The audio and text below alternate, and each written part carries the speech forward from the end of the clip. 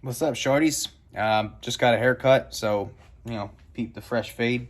Um, Last video, we talked about what to do after a racing event. Some of that's still going to be happening, but in this video, we're actually going to be talking about the fire suppression system that NASA is now requiring us to run. Rule's a little bit overkill, if you ask me. Fire bottle is fine. I know people who have been in accidents and have a fire bottle and have used it. It's very rare, especially at H2 speeds or H4 speeds, for something that significant to happen, where you need the fire system. But, insurance rules the world, and we're just sort of slaves to money, right? So, I think UPS is here with car parts. Brown Santa. So whatever, I have to install it. And so I have my system here. This is a Lifeline system. This is a Lifeline system. So we are going to be unboxing this, and we'll lay out all the parts. All right, so I got everything laid out for the most part that I'm going to be using. The only thing I don't have right now is the tubing cutter. It's like a plumbing tubing cutter you would normally use. The line is over here. I stretched it out as long as I could to measure it. It's at least 20 feet of tubing. Oh, wait. So Blue Santa came. I was wrong. Brown Santa might be here now, though. Yes, Brown Santa's here. Brown Santa, let's go. Okay. So the tubing is all laid out. Definitely at least 20 feet of tubing. I just kicked it. So we got the bottle. It comes with this aluminum bracket. Really nice. Looks like it got bent in shipping, so that's cool. So I'll straighten that. We got these fancy band clamps, which are going to go around the bottle itself. We have fireproof sheathing. We have 2 pull cables. This is a short one. This is a long one. The long one is probably supposed to go to the side of the car where the fire marshals can go and pull the tube, the actuation system. The short one is probably for the driver. I did get these brackets from Tony's builder, Ben. He made these out of aluminum, so probably going to have to mount them with some panel bond, but more ideally probably riv nuts, because I cannot weld it because it is aluminum. And then we got, this is weed whacker wire. I don't have a weed whacker that can run this, so basically I'm going to use this to trace out the path of the lines before I lay the lines down. This kit comes with 5 nozzles, so 3 are for the engine bay and 2 are for the driver. It is a 80-degree fine mist. The other, I think the SFI ones, maybe not the SFI ones, but the other kit they sell a 0-20-20, and then they sell a 0-360. The 0-360 ones, they come with fan tip nozzles, and you have to orient the fan correctly for it to work right. Then we have these T's. I watched a video from Lifeline Fire Systems. They said that the inlet should be the bottom of the T and the outlets should be the top of the T. And we have our logos, our decals for the fire system itself.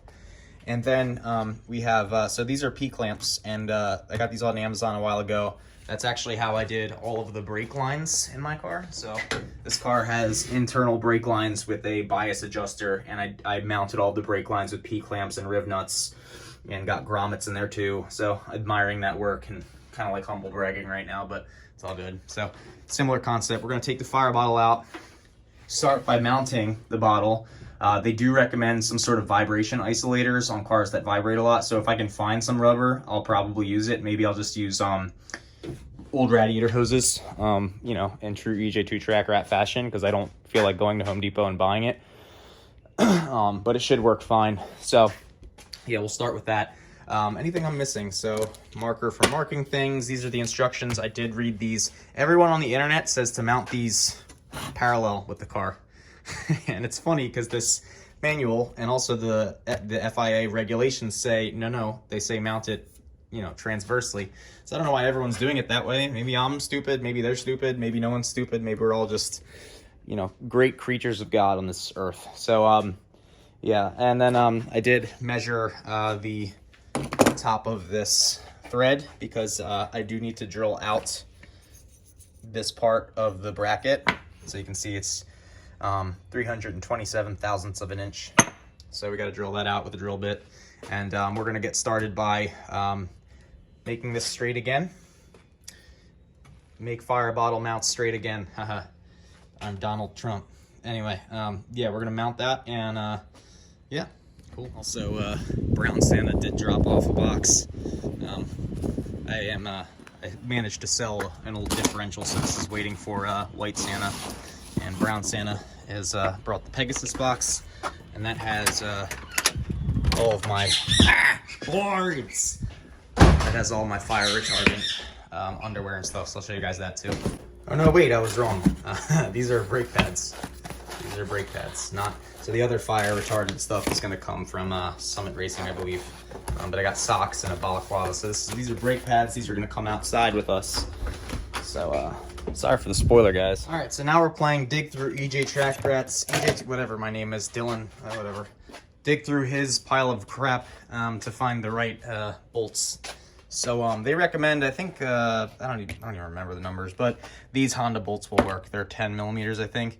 So we're trying to match up bolts so that it doesn't look like complete crap, and also so that we have a long enough bolt shaft, so that we can put 2 nuts on there, double nut it, because I don't have any nylon lock nuts. And again, I'm not going to Home Depot, because screw that. And yeah, so these look like they might do well. I found a bunch of nuts, which is good, so we can double nut it. I have not found the right length of bolt, but we'll keep looking. It looks like I have 4 of these from the green parts car that I used to put a quarter panel on this car. So I might be using these. We'll see. I mean, they have, problem is they have this non-threaded portion, so it might not grab. So yeah. All right, and staying true to form, so we had this this old eBay heater hose. I don't have a heater in my car anymore. We drilled holes in them, we cut them out, so they're gonna lay flat like this and act as isolators for this fire bottle. Looks like crap, but they'll work. That's all that matters. All right, so we got Tony in here. I trapped him in my garage. Yeah, so he's now my pet. I have a Tony for a pet. So if you guys want to pay to go come see a Tony, come to the zoo of EJ2 Track Rat.